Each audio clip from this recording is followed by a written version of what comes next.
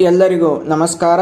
ನಾನು ಗಣೇಶ್ ಪಾಟೀಲ್. ಸ್ನೇಹಿತರೆ, ಈ ವಿಡಿಯೋದಲ್ಲಿ ಸೆಕೆಂಡರಿ ಎವಿಡೆನ್ಸ್ ಅಂದ್ರೆ ಏನು ಮತ್ತು ಯಾವ ಯಾವ ಡಾಕ್ಯುಮೆಂಟ್ಸ್ ಗಳನ್ನ ಸೆಕೆಂಡರಿ ಎವಿಡೆನ್ಸ್ ಅಂತೇಳಿ ಕನ್ಸಿಡರ್ ಮಾಡಲಾಗುತ್ತೆ ಎನ್ನುವುದರ ಬಗ್ಗೆ ನಾವು ಇಲ್ಲಿ ಡಿಸ್ಕಸ್ ಮಾಡೋಣ. ಮೊದಲನೇದಾಗಿ ಡಾಕ್ಯುಮೆಂಟ್ಸ್ ಗಳ ಒಂದು ಕಾಂಟೆಂಟ್ಸ್ ನ ಆಧಾರದ ಮೇಲೆ ಯಾವುದೇ ಒಂದು ಡಾಕ್ಯುಮೆಂಟ್ಸ್ ಅನ್ನ ಪ್ರೈಮರಿ ಎವಿಡೆನ್ಸ್ ಮತ್ತು ಸೆಕೆಂಡರಿ ಎವಿಡೆನ್ಸ್ ಅಂತೇಳಿ ಎರಡು ರೀತಿಯಾಗಿ ಅವುಗಳನ್ನ ಕನ್ಸಿಡರ್ ಮಾಡಲಾಗುತ್ತೆ. ಮೊದಲನೇದಾಗಿ ಪ್ರೈಮರಿ ಎವಿಡೆನ್ಸ್ ಅಂತಂದ್ರೆ ಒರಿಜಿನಲ್ ಡಾಕ್ಯುಮೆಂಟ್. ಆ ಒರಿಜಿನಲ್ ಡಾಕ್ಯುಮೆಂಟ್ ಅನ್ನ ಕೋರ್ಟ್ ನ ಎದುರುಗಡೆ ಇನ್ಸ್ಪೆಕ್ಷನ್ ನ ಸಲುವಾಗಿ ಪ್ರೊಡ್ಯೂಸ್ ಮಾಡಿದ್ರೆ ಆ ಒರಿಜಿನಲ್ ಡಾಕ್ಯುಮೆಂಟ್ ಅನ್ನ ಪ್ರೈಮರಿ ಎವಿಡೆನ್ಸ್ ಅಂತ ಹೇಳಿ ಕರೆಯಲಾಗುತ್ತೆ. ಉದಾಹರಣೆಗೆ ಹೇಳೋದಾದ್ರೆ, ಜಡ್ಜ್ಮೆಂಟ್ ಗಳು ಒರಿಜಿನಲ್ ಆಗಿ ಇಂಗ್ಲಿಷ್ ನಲ್ಲಿ ಇರುತ್ತೆ, ಆದ್ರೆ ಅದನ್ನ ಉರ್ದುಗೆ ಟ್ರಾನ್ಸ್ಲೇಟ್ ಮಾಡಿದ ನಂತರ ಜಡ್ಜ್ಮೆಂಟ್ ಕೊಟ್ಟಂತಹ ಜಡ್ಜ್ ಒಂದು ಡಾಕ್ಯುಮೆಂಟ್ಸ್ ಮೇಲೆ ಸಿಗ್ನೇಚರ್ ಮಾಡ್ತಾರೆ.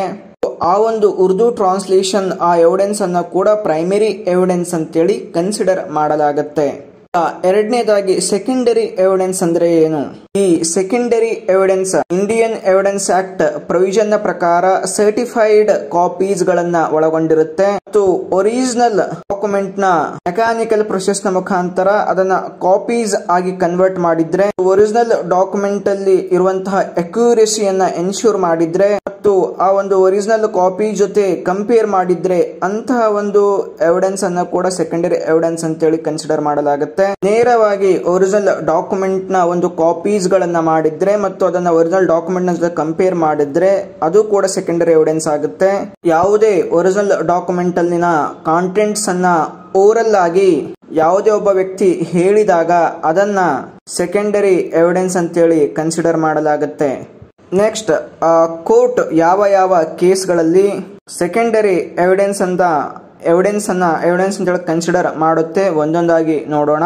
ಮೊದಲನೇದಾಗಿ, ಒರಿಜಿನಲ್ ಡಾಕ್ಯುಮೆಂಟ್ ಏನಾದ್ರೂ ಕೋರ್ಟ್ ನ ಒಂದು ಪೊಸೆಷನ್ ಅಲ್ಲಿ ಇದ್ದಾಗ ಅದರ ಒಂದು ಟ್ರೂ ಕಾಪೀಸ್ ಅನ್ನ ಕೋರ್ಟ್ ಸೆಕೆಂಡರಿ ಎವಿಡೆನ್ಸ್ ಆಗಿ ಕನ್ಸಿಡರ್ ಮಾಡುತ್ತೆ. ನೆಕ್ಸ್ಟ್, ಎರಡನೇದಾಗಿ, ಈಗಾಗಲೇ ಒರಿಜಿನಲ್ ಡಾಕ್ಯುಮೆಂಟ್ ನ ಎಕ್ಸಿಸ್ಟೆನ್ಸ್ ಅಂದ್ರೆ ಅದು ಇರುವಂತಿಕೆಯನ್ನ, ಅದು ಇರೋದನ್ನ ಮತ್ತು ಅದರ ಕಂಡೀಷನ್ ಅನ್ನ, ಅದರಲ್ಲಿರುವಂತಹ ಕಾಂಟೆಂಟ್ಸ್ ಗಳನ್ನ ಈಗಾಗಲೇ ಕೋರ್ಟ್ ನ ಎದುರುಗಡೆ ಪ್ರೂವ್ ಮಾಡಿದ್ರೆ, ಅದನ್ನ ಅಡ್ಮಿಟ್ ಮಾಡಿದ್ರೆ ನಂತರದ ಒಂದು ಪ್ರೊಸೀಡಿಂಗ್ಸ್ ನಲ್ಲಿ ಸೆಕೆಂಡರಿ ಎವಿಡೆನ್ಸ್ ಗಳನ್ನ ಅಡ್ಮಿಟ್ ಮಾಡಿಕೊಳ್ಳಲಾಗುತ್ತೆ.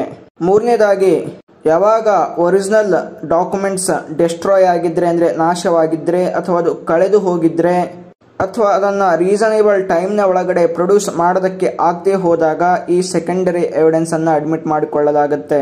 ಆಮೇಲೆ ನಾಲ್ಕನೇದಾಗಿ, ಏನು ಒರಿಜಿನಲ್ ಥಿಂಗ್ಸ್ ಇರುತ್ತೆ ಅಥವಾ ಡಾಕ್ಯುಮೆಂಟ್ಸ್ ಇರುತ್ತೆ ಅದನ್ನ ಈಸಿಯಾಗಿ ಮೂವ್ ಮಾಡೋಕ್ಕಾಗೋದಿಲ್ಲ, ಅದು ಮೂವೇಬಲ್ ಆಗಿರೋದಿಲ್ಲ. ಸೊ ಅಂತಹ ಸಂದರ್ಭದಲ್ಲಿ ಈ ಸೆಕೆಂಡರಿ ಕಾಪೀಸ್ ಅನ್ನೇ ಸೆಕೆಂಡರಿ ಎವಿಡೆನ್ಸ್ ಅಂತ ಹೇಳಿ ಕನ್ಸಿಡರ್ ಮಾಡಲಾಗುತ್ತೆ. ನೆಕ್ಸ್ಟ್, ಒಂದು ವೇಳೆ ಒರಿಜಿನಲ್ ಡಾಕ್ಯುಮೆಂಟ್ ಪಬ್ಲಿಕ್ ಡಾಕ್ಯುಮೆಂಟ್ ಆಗಿದ್ರೆ ಅದರ ಕಾಪೀಸ್ ಅನ್ನ ಸೆಕೆಂಡರಿ ಎವಿಡೆನ್ಸ್ ಅಂತ ಹೇಳಿ ಕನ್ಸಿಡರ್ ಮಾಡಲಾಗುತ್ತೆ. ಮತ್ತು ಇಂಡಿಯನ್ ಎವಿಡೆನ್ಸ್ ಆಕ್ಟ್ ನ ಪ್ರಕಾರ ಯಾವ ಒಂದು ಸರ್ಟಿಫೈಡ್ ಕಾಪೀಸ್ ಗಳನ್ನ ಅಡ್ಮಿಟ್ ಮಾಡಿಕೊಳ್ಳಲು ಪರ್ಮಿಟ್ ಮಾಡುತ್ತೋ ಅಂತಹ ಒಂದು ಎವಿಡೆನ್ಸ್ ಗಳನ್ನ ಸೆಕೆಂಡರಿ ಎವಿಡೆನ್ಸ್ ಆಗಿ ಕನ್ಸಿಡರ್ ಮಾಡಲಾಗುತ್ತೆ.